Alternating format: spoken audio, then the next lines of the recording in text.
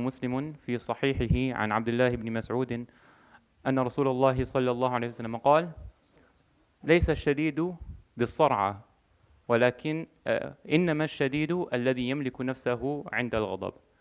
Today's hadith is found in the collection of Imam Muslim, where the Prophet ﷺ said, "It is not, the strong one is not the one who is able to take you down. The strong one, indeed, exclusively, is the one who holds himself or herself at the time of anger or in the state of anger."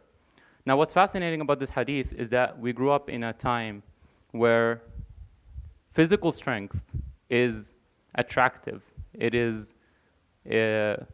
the sign of dominance. If you look, for example, at the WWE, it attracted over 1 billion viewers, and it's found in over 100 countries. And you see it displayed in video games, on TVs, and in real life. Hundreds of thousands of people attend these events to see people, strongmen fighting with other strongmen in an arena.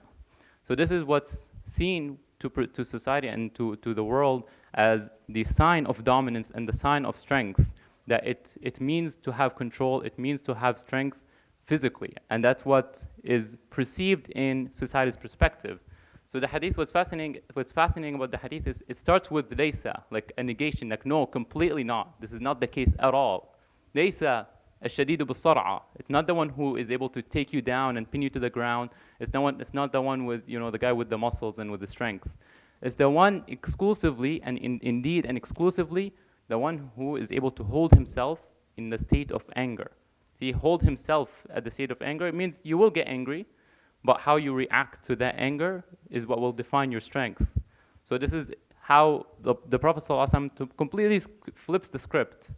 Because the outward appearance is what's attractive. You'll see people injecting all types of anabolic steroids, and they'll take testosterone, growth hormone, all different types of injectables, so that they can have that strength and have that power, and they can display it to the public. But if they're not able to hold their strength, if they're not able to hold their anger, and they just let it go, then it will lead to consequences that are unfortunate. And amongst them is, for example, in relationships or at work or at school, wherever it may be, just that surge of anger that can lead you to say something that you could never take back. It could destroy marriages, it could destroy friendship, it can destroy the reputation that you build in society. And so this is where the wisdom in this hadith, it's saying that work on your inner strength, so you still have to work on your outer strength, that's important, but this is not the priority. The priority is the inner strength, because that is what how strength is defined. It's being able to hold yourself back, and from a Shariah perspective, you gain reward on the side of Allah subhanahu wa ta'ala. You're getting a lot of reward by holding yourself back, because holding yourself back in a state of anger means that you're not going to engage in sin.